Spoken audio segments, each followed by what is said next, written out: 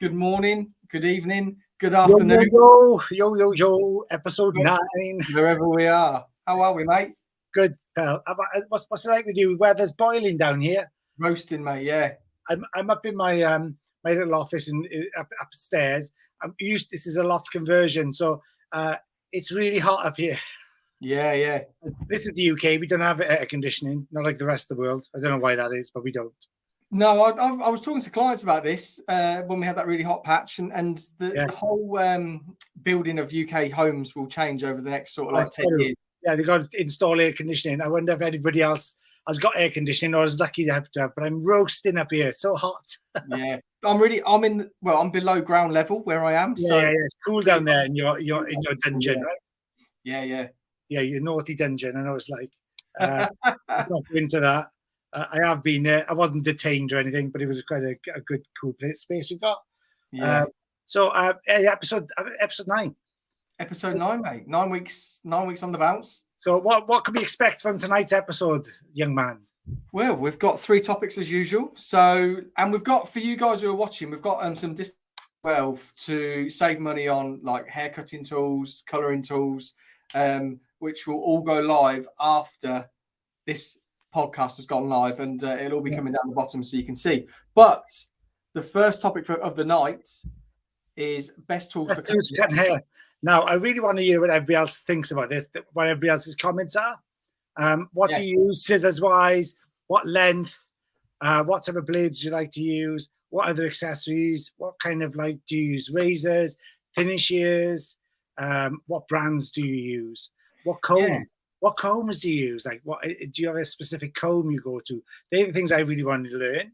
Yeah, I'm going to share some of my stuff, and I think we've got similar tastes. I think, we have, like clips as well. Like we were obsessing over the no mark clips when we were over in Holland last. Yeah, got a bunch of them now. Yeah, Joyco created some as well, haven't they? I've got some actually in front of me down. Branded. They're branded too. We could do a little giveaway. I've got some. Oh, they cool. Love them. Yeah, I've got those in front of me. What's not to like? I know. And then, so get your comments into the comments. We'll bring them up on screen and we can have a little chat. But like Ian said, when it comes to cutting hair, some of the questions that we get asked a lot and what we ask other people is like, what length do you use? Why do you use it? Do you put the scissors on your hands and it's the length of your hand? That's what makes you pick them. I know is that an urban myth? I don't know. I've never done that. Haven't you? That's the first time I've heard of that. Yeah, they say that the perfect scissors for your hand, because I know what size you use. And people always say, well, the perfect size of scissors, you put it on your palm, and then the bottom of the scissor here, and then the blade goes up to the top of your finger. Yeah. You've broken it. I'm way off. Yeah. Oh, right. I've broken that theory then. Yeah. So that was, people always use that. And I don't know if they use that because it's like, oh, these are made for you because they actually fit your hand. Yeah. You'd be using 7 inches, wouldn't you? I would. Yeah. I would use 7 inch. I'm definitely not a 7 inch type of person. No. Next topic is best tools for hair colouring. Yes, I've got a load of my favourite tools here from different brands. I know what I love, but I'm very limited, but I do know what I love. Yeah, I mean, one of this pintail comb, and it's probably not the one that people I think I'm going to bring because there's a brand new one which I haven't tested yet. I meant to pick it up at Colour World last week, but I seen it as we were walking out and it was all closed. So the one with the magnet. Oh yeah, was that there? Yeah, it was there. I wanted one of them. Yeah, I seen them as we were leaving. to go to the awards. And they were like a shelf, and I was like, oh. But I don't know if they were selling them. I don't know if it was just like, oh, this is our new thing. But yeah. Where was that? Was that in the little room we went off to where they had like? No, that was as in the big room, like where we were standing looking at Joyco. Turn around, and then as we walked out, it was just there. No way. But it was just so busy, wasn't it? Like you couldn't really see what was there when we were there. So it was mad. But, yeah, I like the pintail comb with a long pin on it. Yeah. I've got a long tail, just to get the wide foils now. And then the last one is how to become a brand ambassador, and we've got a special guest with a special guest. Mm. So are we going to find out what their experience is and how they became a brand ambassador and how they worked their way to the position they're in now? Yeah, that's somebody we talked to in lockdown, if I remember rightly. We did the. It was live and uncut, yeah. And also, just before we get into it, we had a phone call today. I was shopping in Birmingham yesterday, and I walked past this unit and just carried on with my day. And I walked back to my car, walked past the unit again, and then I just stopped and turned. I was like, oh, it's basically a unit in Grand Central Station in the shopping bit that you can hire out for your brand. And it's like a pop-up store, right? As a pop-up, yeah. And what we're thinking of doing is doing an education event there. It could probably hold 20 people comfortably. Yeah. Who would be interested? Again, let us know in the comments. Let us know DMs. Yeah. It's going to be like a look and learn. And we're thinking of doing like a soft launch of the Cut to Colour content program, right? Yeah. I think it'd be really exciting to do that there. And it's really easy to get to because it's in the train station. It's in the station. Just got off the train and there it is. Yeah. That'd be amazing. Unless you're coming from America, then it's not so easy to get to because it needs a flight. Yeah, we fly to Birmingham. Yeah. Get the train over and you're there. Exactly. Yeah. Right. So let's get on to the first subject then. Cool. Best tools for cutting hair. Right. So I think this depends on where you were taught and how you were taught. Yeah.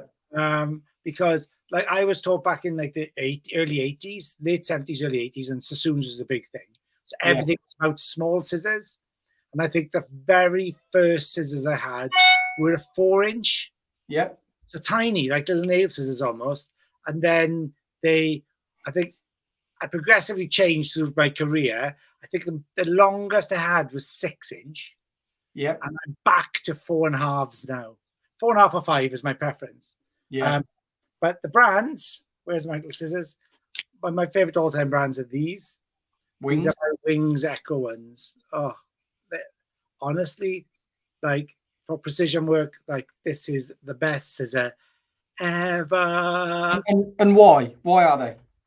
I think they really feel like they are like an extension to my hand, the way I work with them. And they just feel so simple. They're super sharp.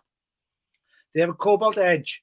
So I don't know whether you know a lot about cobalting, but some scissors are made in complete cobalt. Yeah. The whole metal's cobalt. And it means if you sharpen the edge, you're sharpening cobalt. So it'll always stay. They're forever scissors, basically. Yeah. These ones have a cobalt edge. So they make them slightly cheaper because they're made with hard stainless steel. I don't know what other steel it is. But the edge is cobalt. The only problem is once you sharpen them, you remove that cobalt edge, and then you go down to the blade. So then they don't last very long, maybe a month or two after that. Depends on how many haircuts you do. But then I tend to get rid of them. I've had these ones now for 3 years, and they're still doing the job. I've cut mannequins with them. I've cut everything, but they've cut regular hair. Like I've done all sorts, and they still do the job. I haven't even had them sharpened yet. But they're my Wings Echoes or my Wing Scissors. They are my go-to always. Just I love them. And like you said, they feel like an extension of my hand. I get loads of feedback from them. And because I don't put my thumb right down, I don't know if you see that, right down in the blade. Yeah. My thumb is always like, you see that, like here? What? Like that. So I've already got my thumb in there. And so when the scissors are biting onto the hair, I actually can feel it, like feeding back. So that makes a big difference to me, and that's why I like a small scissors. What I noticed about them is that the finger holes are really quite big in comparison to a lot of modern day scissors. Yeah, and like, but I still keep my fingers in the duck. So I could just do that really. That's only there just to give me balance. So I can use my it's my thumb that does all the work. So my thumb, so everything else stays still, and it's just my thumb really that's doing all the work. So yeah, not for that reason I love them. They're just amazing. But yeah, some people put stopper in the inside here. Yeah. To stop your finger going right in. I don't anyway. And then when I hold them, I kind of transverse them into my hand. I try not to have them like this. I see a lot of stylists with the hair like this. Yeah. Which is still, you can stab somebody. So it needs to be, if you're going to transverse them, you need to have them like this in your wrist. Yeah. And that, so it's away from everything that makes it safe. But some people just do this. And that's like deadly because you don't know where they are at any time. They're in space, aren't they? Yeah. So I've got those. Then I had these. These are like 5.5. These are Alpha Italia, which you often do with as well, I know. Offset. I use these. I like the longer blade, but I like them for scissors over comb. So it's the only time I would use a really longer blade, scissors over comb. But for lots of hairdressers, this still isn't long enough. People who do lots of scissors over comb, especially with gents and that type of work, they get over 6.5 to 7. You can get a lot more hair in it and stuff like that and faster. Yeah. But I go to about a 5.5, 6. That's my max. I think these are 5.5. And they work really well. But these are the Alpha Italia. They're offset. They work really well. And for the price, they are really good. Yeah, really affordable. Yeah, they're affordable and they do a great job. So I use those quite a lot as well. So what are you using at the moment? Alpha Italia, obviously, like working with the brand. So I'm using 5.5s and then 6s. Yeah. Scissor over comb 6s. Precision work 5.5. Yeah. But they also have 2 other scissors, which is the Evo and the soft cuts, which is just a new way that they're sort of marketing, I suppose, thinning and texturizers. But the blades are slightly different. So they're the soft cuts. So you can see traditional thinners have got the sort of serrated bit, which are straight. So you're putting in lines, whereas you can see on those, they're slightly curved, aren't they? Yeah, they got a nice curve on them. Yeah, so it helps the hair like sit in that little bit better. Yeah, and actually, like for it, when I'm shifting out weight on longer haircuts or creating an inside shape, these are bang on for that. Love it. These are really it's smooth as super smooth. Yeah, have those as a thinner. So I got Italia as well, but not for the same reason you've got them. So I like them. Combs. What's your big take on combs? Where are you? Years ago, I was always Weiss Park, but they just break. They're so expensive, and we've had Claudia's just said like this long blade. Long blade. Yeah, like long blades are great, especially with scissor combing, and like or cut in line, like straight line. Yeah, could, cool. I agree. But yeah, combs like Weiss Park was go-to for years, but they just broke very quickly and were so expensive to replace. They've changed them slightly now. Do you know that they got more flexibility? Yeah. They were brittle, weren't they, before? Really brittle. Some. I mean, I even moved to like the carbon ones. The carbon ones seem to be a bit stronger. Yeah. And I've still got it actually. But again, working with Alpha Italia, I've got the whole Alpha Italia range: long cutting comb, small cutting comb. So yeah, I've got the YS. Yeah. And I haven't used this for ages, but look, it's more flexible now. Yeah. It used to be like you do that and it would snap, wouldn't it? Yeah. It's kind of been a bit more durable. I can't remember the size. I bought this particular size. I prefer this. I love this little notch they've got on this side here. Yeah. Which allows you to section off really well. Yeah. So I love that. They do feel really nice. And I never thought I'd go away from my actual favorite, which are these, the Sessibon. Yeah, we were talking about that yesterday, weren't we? Oh, these are the best combs in the world. Yeah. They're like amazing. Don't lose the shape. And I think, I bought a load of these like a couple of years ago. I think I bought a pack of 100. Did you? Yeah. I had them a really great price. And I got 100 of them. And because when I do seminars and cutting seminars, people are like, what comb's that? And I sell them. And I don't sell them as a markup. I actually sell them because I believe in them. And I think they're about 9 or 10 quid each. Or that's about $14, isn't it? Something like that. So I just give them to people for the price I pay for them. because I really love the brand. But I've really been using this the last 2 or 3 months, and I don't. There's a difference with it. There's a different feeling, and I use it for different things. Yeah. So I still go to this for my scissors over comb work because I think the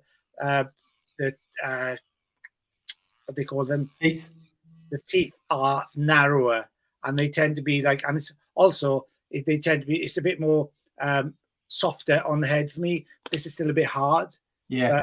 But I go this sort of scissors over comb. Sessibon's my favorite. YS Park. I have used Denman as well. Yeah. I quite like the Denman, but it was a bit hard. Yeah, and there's combs that you go through your career with, and you start combing, and then static just appears from nowhere. Yeah, what's all that about? I don't get that. So what's everybody else use? Can somebody tell us whether you use the Sessibon, the YS Park, do you use Denman? Yeah, Hedgehog. Pro tip, Hedgehog. Loads What of use? What scissors do you use? Do you use like long scissors? I know Claudia said she likes a long blade. Do you like use short blades? Do you like curved blades? What brand scissors do you like? Do you like Green Mouse? Do you like Wings? Do you like Ochre? They're the new ones. Have you heard those? No. OHKA. They're like a I wouldn't say budget, but they are a cheaper brand. But I used some the other day. Yeah. Oh, yes, and Pegasus. Yeah, okay, got those. So I used what did I say that? Yeah, so I used Ochre as a budget brand. So I just tried them out. Oh my god, they are brilliant. Really?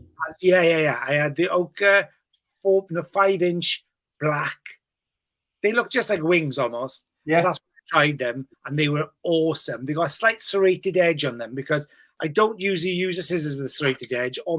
The edges on my blades are always smooth. Yeah. Because they had that really, really soft serration, it had a bit more grip. And Yeah. so the line, it was pulling the hair into the line more.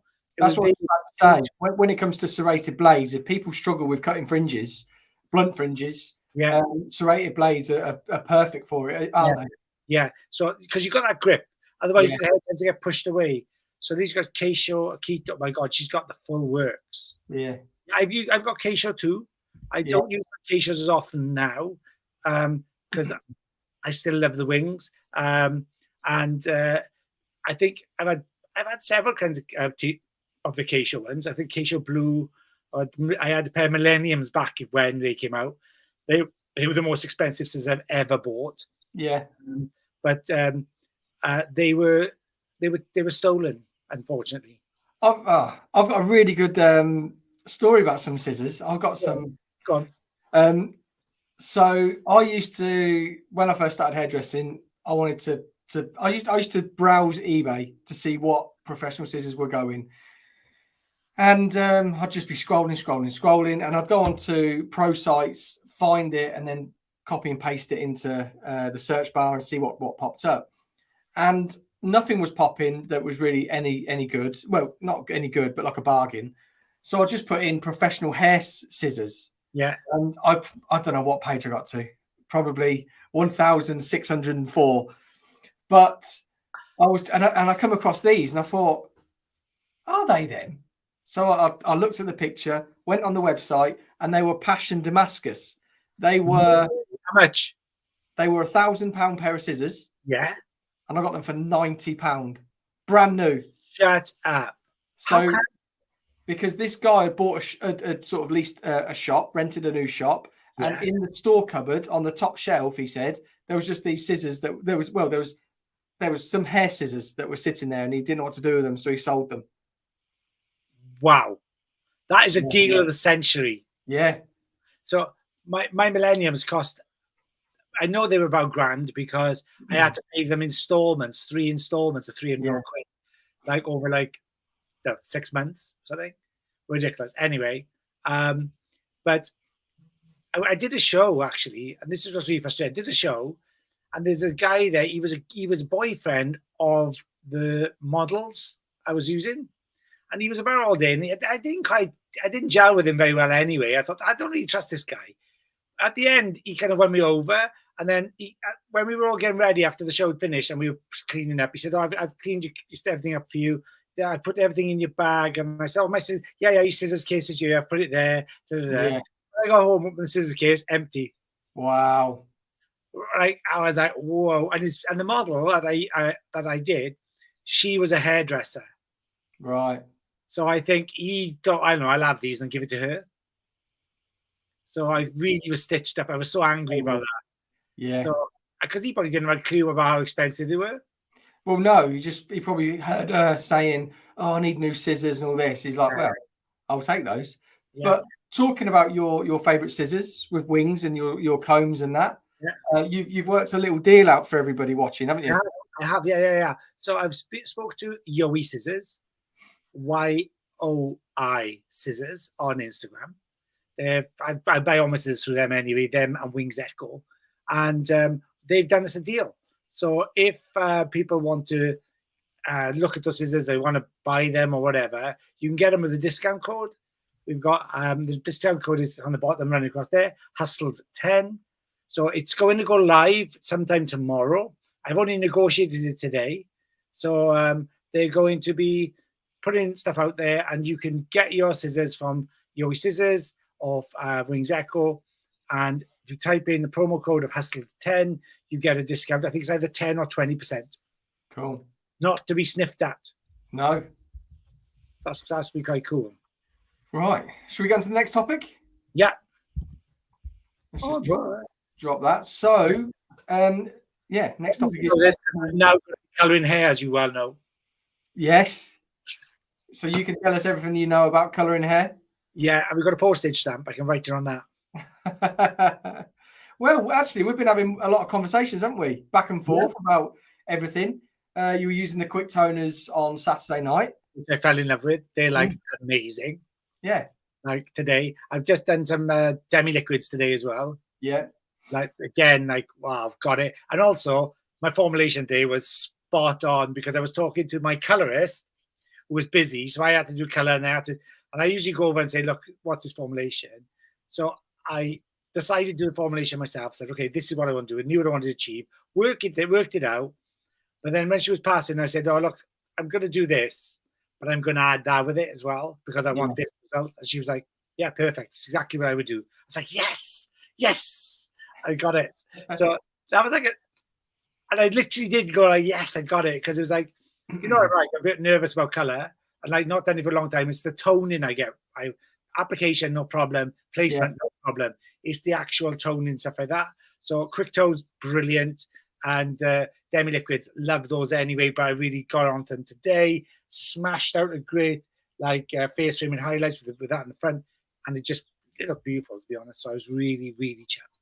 Got the result I wanted, everything. So, what's your go-to tool? Because you probably got stuff there. What application brush do you use? Well, standard Joicos. Obviously we get given loads and loads of brushes when you come on board, like with any brand. So and I think any brand basic brushes are pretty good, like just for applying like root colors, toners, and that sort of thing. But it's not until you get into a little bit more, I suppose, technique work or things like that, trend led work, where things change a little bit. Are you teasing us? You're not going to tell us.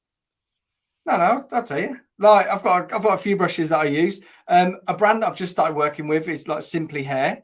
Okay. Reason for is the foils. So the pop-up foils just make my life so easy. Yeah, so you did an Insta on that, right? Yeah. It looked really cool, actually. Yeah. And you've got different patterns and stuff on them as well, right? Yeah, the ones I've got here, and it actually matches the brush, and I didn't mean it to, but like holiday vibes. I got. Do you know what? I got holiday trousers just like that. Have you? I have. Barbecue trousers. My wife hates them. I love them. But yeah, like I suppose that the thicker and wider foils have been becoming massive forever. Yeah. And I just realised you said earlier on, if you use those, you've got to have a pintail comb, which is the longer pin on the end, right? Yeah, because obviously the ones we used to use were like a lot shorter. Yeah. Weren't they? I hadn't even thought about that.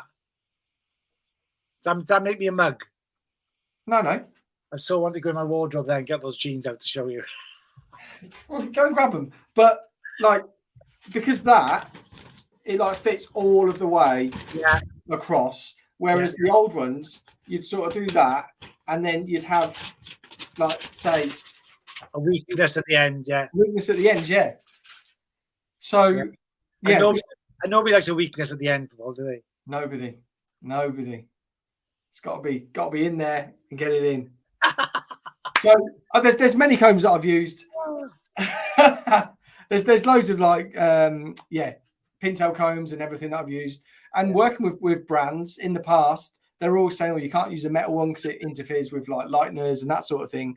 Whereas with Joico, like we can use whatever. But the one I did use for ages was the YS Park sort of plastic tail comb. But it would go as thin as that. All right. Because it was as thin as that and it was plastic, it would end up that short, like so quick. Yeah. But this is the Alpha Italia one. It's just it's an extra long, like look, it's as big as my head.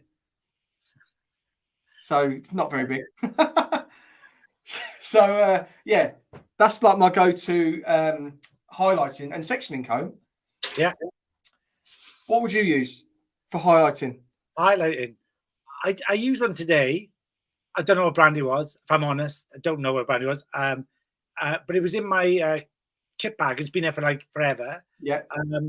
But it's got like do you like the back combing things you can use to back comb? Yeah. So it's got that in it. That's why I thought I'll keep this just in case, because I've seen people do this back combing stuff, so I'm gonna have to do that at some point. Yeah. Doing some tricks. So that framer brushes, I started using them. I really like them. I don't know why. There's just a different feel to them. I don't know if there's anything out there like them that other people may like, but I actually quite like them. Basic brushes, or like power painters and that sort of thing? All of it, mate. I love the big. They got one really big one. Looks like I could paint a house with. I think. Yeah. It's quite cool. And I felt, sometimes with the colour you could like put with the smaller brush, you've got to like waggle it back and forward to get in. With those big ones, it's just a like more gentle strokes. It looks a bit more soft. I love that. So it looks more elegant, rather than rubbing it in. Yeah, with Joico, don't we? We use these a lot of the time for root. So it picks up a lot of colour, super quick, super clean as well. And you can, when you press it, like when you're edging in, like with painting. Yeah. Like you put it in and then you edge it into the root. Yeah. And then because they're like soft bristles, you just sort of come away and it just melts away beautifully. The only thing though is sectioning. Oh yeah, because it's a big fat end. But I know a lot work like that. Do they? Yeah. Cool. That's good. Yeah. Sectioning through, and then I got a great comb. I wish I brought it here now. It's Danielle. Danielle from Sweden. Engstrom. Yep. He gifted me one, which is like a application brush on one side and the comb on the other side. Yeah. So it's great for like toning. Love that. And I love when it was so far. I'm the slowest person in the world, but using that I can be really quick. Yeah. But not really that quick normally, but that makes me a lot quicker. Yeah. So good. Yeah. So she gave me that. So, but that's in my bag, and I'm definitely don't want to lose that. That's like, because that's going to be my go-to sort of application comb for toning. Anyway, so that's my things on that. So I kind of, I'd like to learn a bit of stuff, Yeah. Our next guest will let us know what she uses and what's best, I'm sure. Oh, for sure. But yeah, there's loads out there, isn't there? And more brands are coming. Like there's Color Track. I've worked with Color Track brushes. What's Color Track? Just another like American Framer brand, but they haven't got a power painter. I don't actually think they've got a balayage brush like the power painter. Okay. I think like it's either you go to like B&Q or you go to Framer to get something similar. There's a lot of copies out there, but the bristles are super cheap, I think, and they're very hard. Right. Okay. Yeah. I like the brushes to be softer. I don't like those hard nylon ones. Yeah. Don't like those. No, I'm keen on that. No. So, foils. What do you say your foils are? Yeah, Simply Hair. Right. Okay. You said something else about Simply Hair the other day to me. The other day. Yeah, you mentioned it when we were in London, Simply Hair, because I hadn't heard about them. You got something else from there. Got a lot from there. Like there's combs, clip. Those are invisible, no mark clips. No mark clips. Like rubber. Oh, the rubber ones are there. Yeah. Hang on, right, okay. Ledge. I'll have to get some of those then, because I've been looking for those rubber ones. They're slightly bigger as well, aren't they? Yeah, slightly bigger. And although the Joico ones that I was showing earlier, the grip on them are really good. Are they? Yeah, you get some of the plastic ones that you put it in, it just falls out. Falls out. Yeah. There's no grip in them. Yeah. No. Doing a wedding next week. No, this week. I'm going to a wedding on Thursday, and I've got some for that to curl and put in. Yeah. So I've got a big bunch of them, but I wanted the rubber ones. So cool. Probably that. So that's a good bit of stuff on kit. All the kit's been done. Well, there's loads to go. I haven't even brought. There's loads. We should be talking. Any of my favorite brushes, I brought all them. I mean, oh my God, so what can I say? Leave us for another day. Finishing. We will, yeah. But so, I'll leave you to intro. Oh, really? You're good at introing. Drop it on me. So anyway, so we did say we got a special guest on, so we have. So we spent a lot of time. Well, we get to spend a lot of time with her. We've met her in the lockdown. She came on the Live and Uncut on lockdown. We saw her last weekend. We worked with her last weekend. We went to see her work. Went to watch her do some stuff. It was her first big gig for Joico Europe, and she was one of the blonde ambassadors for Joico in Europe. And her name is Lee Shaw, and she's going to come on and tell us all about her rise to stardom. Hello. Hi. How are you guys? All right. All good. Are you? Where are you? Where are you? Are you in your bedroom? I'm hiding. My house is chaos. There's too many children in this place. Yeah, I've left my kids at my in-laws. That's great. I've got Lisa's away in Brussels on a conference, so I've left the kids at the in-laws. Yes. Oh, just you and the dog. I left the dog downstairs. Oh. Yeah. So I'm tucked away. So tell us a little bit about yourself, Lee. Who are you? Where are you from? What do you do? What's your speciality? So I'm Lee Shaw. I'm a salon owner from Hampshire, and posh place. Posh place. Everyone says that. It's just like it is. Posh, yes. Hampshire. Hampshire. Don't talk like that though. You do. You didn't realise it. You do. Yeah. So salon owner from Hampshire. I've been a salon owner for 11 years now, and I've worked with Joico for 10 of them, and just come on board this year as an official Joico partner. So I'm now the blonde ambassador. But my speciality, I think, lies in colour correction. That's my Oh, right. Okay. Yeah, I love colour corrections, and 9 out of 10 nowadays that involves blonding for most people. But I obviously do love a redhead as well. Yeah, well, I can't imagine why. Obviously. So how, just the salon then, where were you before you had opened your salon? So I was a barber before I opened my salon. So I worked as a barber. You like long scissors then? I love my long scissors, yeah.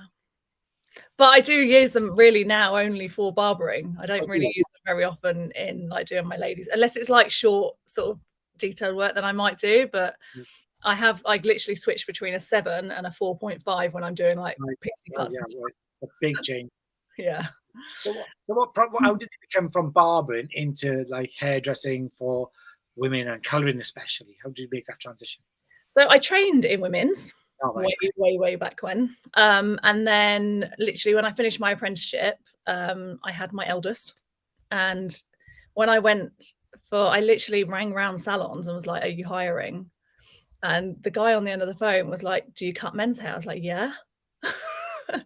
And that was it. I literally went in, and the woman next to me had been there for 10 years, and she was looking at me like, yeah, you definitely don't. And she was like, I'll help you. And that was that. And then 9 years down the line, I was still there. So blagging it. Blagged it. Yeah. But I trained in women's, obviously. Yeah. And I always did a little bit of women's and things. And then I guess I started seeing sort of everything explode on social media. And it was really only Facebook and Twitter then. We didn't have Instagram or any of that sort of stuff. And I was following these American hairstylists who were doing all of these like amazing colors and like all these balayages, which obviously no one did then. And I wanted to do it and I wasn't allowed to do it. Like it was like not for our area. So I started just like practicing, and I feel terribly sorry for them now because they are, honest to God, it was horrendous. But I used my friends and my family and just like winging it. And it was terrible, quite honestly. When I look back, I remember thinking they were amazing. Yeah. And you look back now and you're like, Jesus. Oh, no. The first time I did so during lockdown, I decided to do, I've been watching loads of videos like yourself. I said, I'm going to do it. Obviously, it looks easy. I can do that. So I did it to my wife. I freehand colored her hair. And it was a effing disaster. Like, I phoned my colorist and said, her name is Henrietta. I said, Hen, I've messed it all up. I've totally effed this up.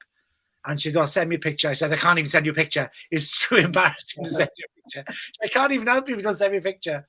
So I said, you can send you a picture, but you must never share it with anybody else. I said, my wife doesn't know. She can't see it. She can't see it. So I took a picture and sent it. And she was like, oh my God. That is like, right, you're going to have to do this and have to do that. So I did save it. And then, but I went into the salon and did it at the salon rather. I had the keys to the salon, right? Even though we weren't open, I went into the salon and did the hair there.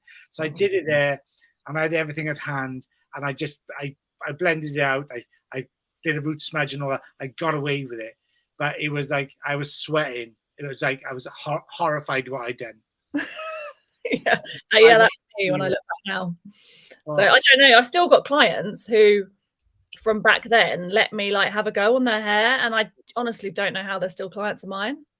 But you know, at the time, but there was no one else doing it around here at the time at all. It was like new, and I'd kind of I planned on opening a barber's. Yeah. And then it was literally, I'd had Max, my youngest by this point, and one of his little like friends at baby group, her sister was a hairdresser, and I'd met her through this little friend's mum, and then she just knocked on my door one day and was like, I'm selling my salon. Do you want to buy it? And I was like, no, why would I want to do that? And then I spoke to like my husband and my father-in-law, and he was like, just do it. I was like, okay. So I planned on having like a barber's and having like a couple of women's hairdressers in there. And then obviously it's now like, it does everything. So what I'm interested in then is, where did you get the motivation, or where did you get the inspiration to become like, I wanted to become a brand ambassador. I wanted to do something more rather than just sit behind a chair and do the work that you're good at. What was the kind of, what changed to make you want to do those things? So it was, and I remember actually really clearly, I went to Salon International, and it wasn't even that long ago. So we're talking like maybe 2017 or something. Right. Okay. So fairly like recent-ish. It might have been a bit before then. I can't remember fully, but I had always thought that, like, you know, like when you read Hairdresser's Journal, and like we used to get it obviously in the salon when I was training, like every week it was the Bible that you had to read as an apprentice kind of thing. And I had always thought that like Hairdresser's Journal and Fellowship and all of those things were like this like massively elite club that like you just could not join, and you at the time you had to be nominated to join the fellowship. So didn't you? Yeah, you had to be seconded another member. Yes, that was it. And then I had Jill Berry into the salon course, and she was like, I'm a member, I'll put her name in. I was like, really? Okay, like that, and that was that. And then obviously they changed it that year. So Jill had said that she would do it, and then I went to Salon International and they were like, oh, you don't need to do that anymore. All right, okay. And so I was like, okay, sign me up.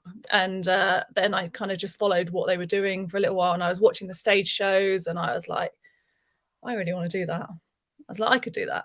I want to have a go. Like, and then seeing all the other stuff that they were about, I just applied to like the art teams and things. And luckily, the first one you applied for? Colour Project. Colour Project. That's the first one. What's after that? Then there's something else. Then there's Fame Team, right? Yeah. And did you get on the Colour Project? Yeah. Oh, awesome. Yeah. And who was mentoring you then? Paul Dennison. What was it? Yeah. From Ken. Yeah, he was great. Yeah, he was really, really good. Yeah. So yeah, and I kind of that year, I guess, that I joined that, I'd done like earlier in the year, I'd done like a couple of little competitions and things. I think it was can't think what it was. It wasn't Colour World. That was later on. But I'd done no, it might have Colour Trophy. I did. I know. And then I did quite well in that. And then so that's when I decided to like apply for Colour projects. And yeah, that was kind of the change of it all, really. Yeah. Okay. So after Colour project, what you going to do then? So after Colour, so that was 2019 by the time I got onto Colour project. Yeah. And that was the year that Colour World kind of I think it was in its second year by then, so I got through to the finals there. And then 2020, obviously the world locked down. So I started on Project X in 2020 and we had like 2 months of it, and then obviously disappeared. So yeah. Yeah, nightmare. Did you get to carry that on? So yeah, we did. So we did the first little bit of 2020, and actually it was good. And then when we all opened up again for 2021, we carried on and we did 2021 as well. Okay. Okay. It was just we had different people. We had Angelo. Seminara? No, I wish. No. Gosh, I got to train with him though in Colour Project, which was insane. Like, oh my god, the bloke's just a genius. Angelo Valillo, is it? You had? Yes. So he was 2020, and then we had Sam Burnett on 2021. Okay. Oh god, some good people then. Yeah. Yeah, we were lucky, and like the mentors that Paul and Sam and Angelo got us were just like, I feel like we really lucked in that year. When you look at like other years, I feel like we really lucked in. So yeah, we had it was all because everybody was, firing on all cylinders, couldn't wait to get back at it, could they? So everybody was excited to pull in everything they could, really. We literally had like all my heroes were like in 1 year, like Angelo Seminara, and we had like, I remember doing that. What we had? Jack Howard. Like together then. See, Robinson. What was that? You said all my heroes. I said I didn't remember doing that. Yeah, so it was just you know of that story anyway from when I came to your salon and we saw your imagery on the wall. That was like a massive turning point for us. Yeah, it's like I think I always say this to my team. Like everybody thinks to get to where you are, to get to like an ambassador or to be working with a brand or to be doing show work, that it's this giant leap forward, and it's not. It's just doing what you do in a slightly different way. And it's just actually wanting to do it and making the decision, I'm going to do that. Yeah, and I think it's consistency as well. Yeah, because consistency with anything, isn't it? It's like whether you're doing posting on Instagram or YouTube or whatever your platform is, to do that consistently. And also, I think the thing is about being disciplined and sticking with it and riding the wave, riding the knockbacks, knowing how to take those type of things. Because one knockback, people will fall away. Like if you had 100 people and they all had the same knockback, 50% would be gone straight away. They won't try it again. Yeah, I'm not doing that. Yeah. And then second knockback, you lose another 50% until you whittle it down. And it's about how many times can you come back from no, or that was shit, or that was rubbish, or whatever. How many times can you come back and want to improve and take on board? And I've seen so many talented people, like super talented hairdressers, who when they've had a setback, like they just get me out of the pram and they just can't handle it. And whoever's just giving you that feedback, they're doing it for your own good. They're doing it, they know what they're talking about. So you've got to be able to take those things on the chin. I've had some of the most horrendous feedbacks from some artists, and I highly respect them. I'm willing to say, okay. And I didn't say, oh, that's your opinion. I was like, okay, tell me why, tell me how, what have I got to do to make that better? And I took a bit from everybody. That's how I think you look at it. And I think that then you pass it on, don't you? You have to pass that information on. It's no good like holding it on to it, because your world gets smaller by passing it on, your world gets bigger, doesn't it? Yeah. Yeah, agreed. Yeah. So sharing information is key, and it's about the right motivation. You know, I think those are things, and you've got the right motivation. So, so what did you want to get out of it, becoming a brand ambassador? Or did you not set out to be a brand ambassador? What did you set out to do? And then what happened to make you a brand ambassador is a better question. So I kind of feel I guess I've like been banging on Joico's door for a few years, making myself known. How would banging on the door look to you? So I was really consistent with everything I used. So I've always used, we do have other bits in the salon, but obviously for the last 10 years, we've used Joico. So I made myself very known to their like people on social media and, you know, their marketing team, who at the beginning probably got sick to death of me, like spamming her inbox with stuff. I think her name was Yuri, if I remember right. Yeah. And that's how much first name terms with the marketing person. So yeah, and then in God, I can't remember what year it was, maybe 2018, I got invited to go on a trip with some other like Joico people, and that's when I met like Danielle and Vicky, and then the year after that, it was like the Defy Damage launch and things. Yeah. And they did a big thing with like Larissa Love, and they sent me to LA, and that was kind of the beginning of all of it, really. I think with Joico, was that kind of trip, because I was like, hello, use me, work with me. And so you went to Arcadia, right? Yes. Okay, that's the head office just outside of LA, then, isn't it? Yeah. It's about 40 miles from outside LA, I think, isn't it? Okay. Yeah, well, it's quite a way. Yeah, I thought it was like, but apparently not. Yeah, but yeah, we stayed. It's no time. It's no time at all when you're there, because I had friends when I was in LA. I met some of the Joico people I knew. I met previously who were based in America, and I said, "Oh, we'd like, should we go to the head office in Arcadia?" And they were like, "Yeah, you can if you want." I said, "Oh, how far is it?" And they said, "Oh, it's like, like an hour."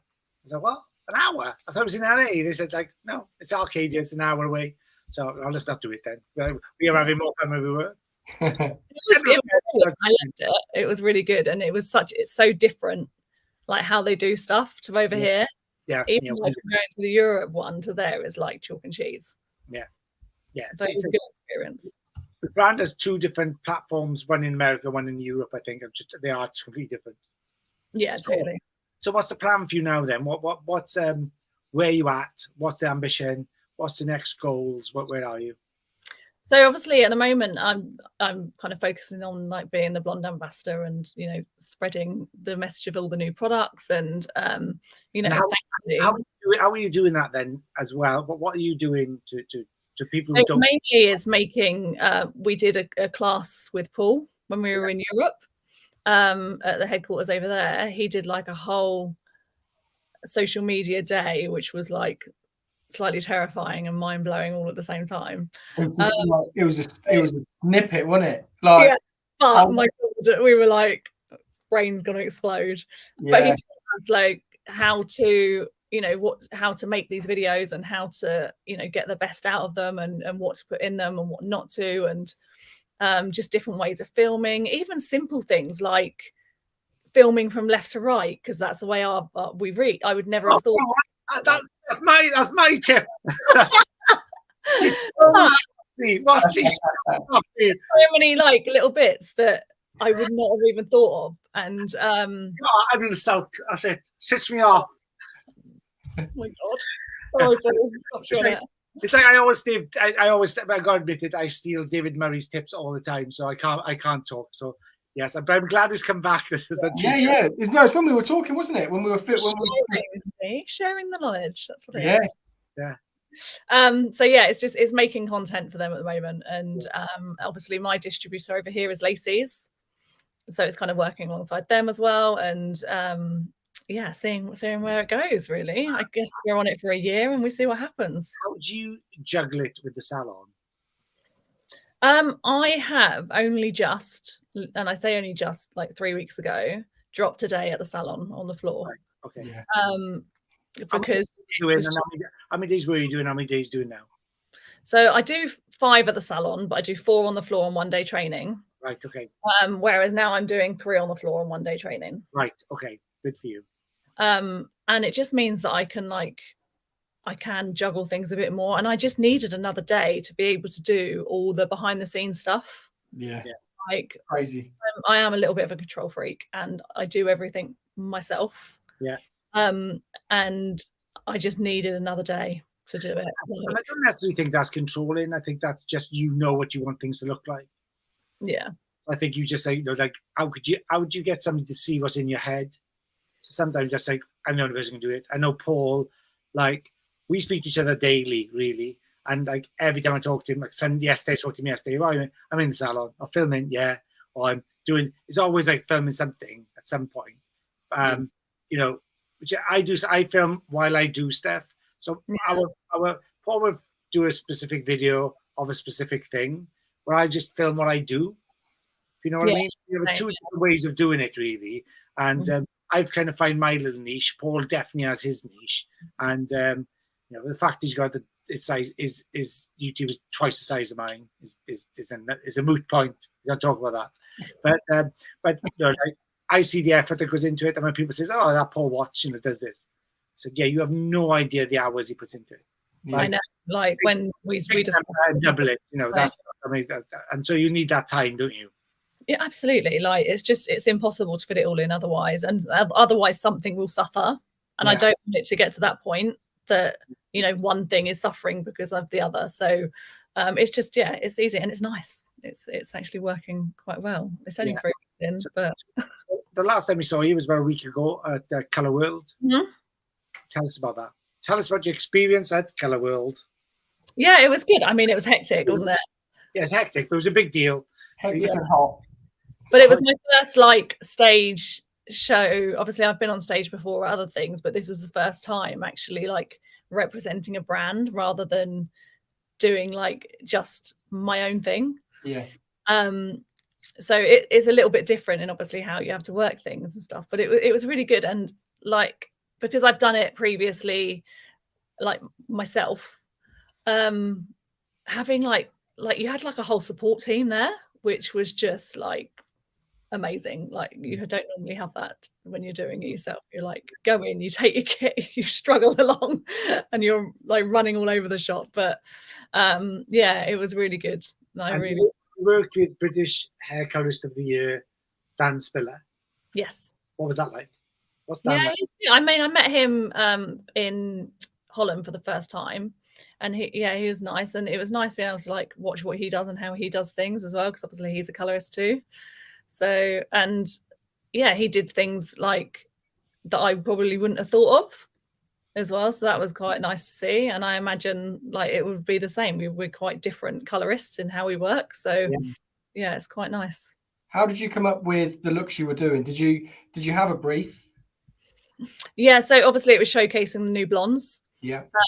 My thing when I color is that I like to, like when I'm doing blondes and brunettes and things like that, I'm very much the natural kind of world. I like natural looking hair, and like I very rarely use root shadows and all things like that. It's showcasing how to, create these without the need for that.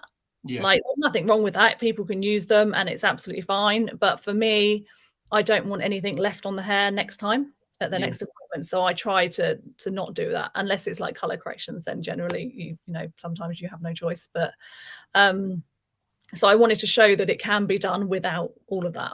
Yeah. And it was nice. Yeah, they both turned out really well. 3 takeaways for you. Having done that, what were the 3 big takeaways for the weekend? Because it was an intense weekend. Oh, yeah. I mean, I felt like I prepared quite well, but I would definitely say prepare more even when you think you're prepared enough. That would be probably one of the biggest things. And then obviously from the first day to the second day, actually the presenting on the stage, which I know we talked about and you gave like loads of advice on, like it's much harder than it looks. When you see people like up on stage doing it, it is much harder than it looks, and it goes really quick, and then you get off and then you have to remember all the stuff that you should have said. So it's, I think, practice, just practice. Yeah. That is, it comes with just doing it. I mean, we all start those sort of nightmare first on stage like appearances, and then you like, your hindsight's a beautiful thing. You'll then it's the same things as you don't know what you don't know. No. Yeah, absolutely. Like, and you know, you see people that are like seasoned presenters as such now. And then when you go back and look at some of their older stuff, you realize actually, you know, they started there as well. It's fine. Yeah, we start somewhere. No one goes up, and no one's the finished article. And I don't think, you know, as a platform artist and as an educator, I'll never be satisfied with everything I've done anyway. I'll come away saying, oh, I really enjoyed that. That was really good. But what could I have done better? Well, we debrief a lot, don't we? Sorry? After a show, we'll debrief each other. Oh, God, yeah. We'll debrief each other. Like, and I think that's helped us both, really, because if somebody else's eyes on you, don't try not to do that, or don't position your body this way when you're presenting this, or have you thought about that? Keep this online, all those type of things, and little prompts. And actually, like when I first worked with Paul, there were a couple of prompts, and now it's so natural. Yeah. Mate, what do you think of that? And I'd be honest. I'd always be honest. Somebody asks me my opinion, I'm going to tell you. And rarely now do I ever say to them like, "Yeah, that was cool. I think you hit every point." You know, I've got my own checklist in my head. Yeah. I want him to be honest with me as well, because that's the only way we keep growing. Yeah. I think we need someone like that. Like, I massively appreciated like both of your feedback afterwards, because there's no way I would have known had like you not said, because there's nobody else there to tell you. Like.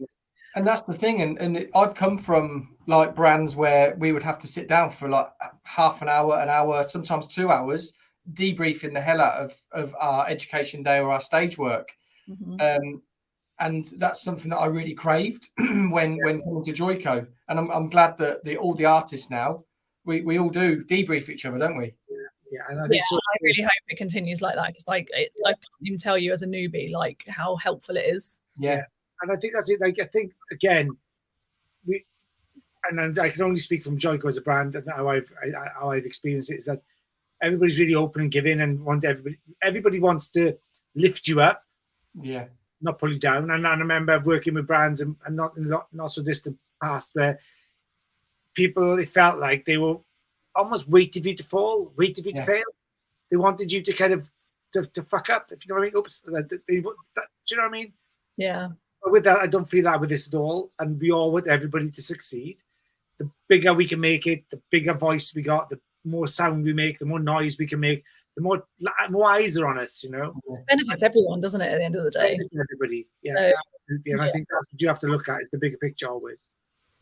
Yeah, and I feel like that's probably one of the reasons why I've stuck with the brand for so long, because you aren't like, I've worked with other brands like in the past with as the salon, and you are literally just a drop in a very big bucket. Whereas with Joico, it never feels like that. And that's with Joico and the distributors over here. Like, I feel really lucky to have that. You get us a closer relationship, I think. We're very lucky to have that. And if you put in work, they will reward you. You know, they notice. You get noticed better. And it's still a global brand, but you get noticed because the way that they distribute, because the way that they build relationships. So you will get, you know, and it can be frustrating sometimes because they still think maybe smaller than they should, but overall the relationship is worth it. I always think that. Yeah, indeed, I agree. So that's cool. That comes right to the end. We've spot on, I think, with 1 minute to spare, Paul. 1 minute to spare, mate. You're getting better at this. I know, not bad, eh? Lee, honestly, it's been a pleasure. We loved watching you. Yeah, we loved watching you at Colour World last week. It was so good to show. And I know that, you know, the second day you sent me a lot of videos and stuff, and it looked fantastic. You did so well, so you should be proud. I'm just really interested to see where you're going to go next and how you're going to grow from there. Because you've got a lovely warm personality that you people warm to you easily. So, you know, let's see how far you can grow, and don't put a limit on yourself. You know, just keep on. I don't intend to. I definitely, I've got like goals in sight, and I'm just going to go. So. Yeah, excellent. Great to have you on board. Thanks, Lee. Bye, guys. See you later. Bye. Bye. Right, mate. That was great. That was great. I really enjoyed that. Yeah, real nice insight into, Just well, everything really. like we've known Lee a little while, you know, a couple of years now, right, between us. And it's just Well, grown. lockdown. Yeah. It's meant Yeah. lockdown, probably 2020. So, and it's just good to see how she's grown and Yeah. also how she's kind of made her own path. She hasn't followed anybody else's. She's done her own thing. She's kind of worked it out, and she's put herself out there. She's not afraid to be shot down. She's not. You know, I think I talked to you before about that Brené Brown, the man in the arena speech. You know. No, you've never told me this. Shut up. I do it all the time. So Every week. It's so easy for people in the cheap seats to knock you down and to try to pull you down. Yeah. But only take notice of the people who are standing side by side you in the same arena. Yeah. Whose faces are bloodied and marred from the battle. And even if they fail while daring greatly. Come on. I'll have to get this book so I can give you some quotes from it. Yeah. Cool. Brené Brown, she's amazing. Yeah. So that's episode 9 done. Amazing. Always a pleasure, mate. So I really enjoyed that. Mate. Super great. Maybe every couple of weeks we'll get another guest on. We'll see if we reach out across the pond. Yeah. Bring friends from over the pond on. And you can see who's about. See what's happening. Yeah. It's been a while. And we can go to Europe. We've got Italian friends. We've got Swedish friends. Yeah. Everybody puts in the comments after this maybe who they would like us to get on. Maybe we haven't had on before. That'd be a good idea. Yeah, or a country. If you don't know people who are in the team, or it doesn't even have to be in the team. It can just be. But if anybody, reach out to anybody, we're not proud. Yeah. But yeah, put a country in the comments of where you would like to hear from a hairdresser, and we'll reach out and we'll try and get somebody on. Yeah, awesome. That's such a good idea. Well done again, mate. Really appreciate it. It was really good. I really enjoyed that. That was full on. It was full on, yeah. Have a good one, everyone. Next week, we'll be back. Episode 10, double figures next week. I know. Whoop, whoop. Getting some momentum now. Yeah, it's bank holiday next week, though. I'll be on Tuesday. Okay. You have to think about it. Could be Tuesday. Maybe Monday. I'm always here. So. I know, mate. I think as you go to bed in that engine. So yeah, whenever. But yeah, if it's not bank holiday Monday, we could do it on the Tuesday. Yeah. And until next week as well, pop in the comments what topics you'd like us to talk about.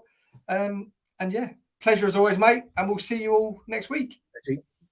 Peace out. Oh.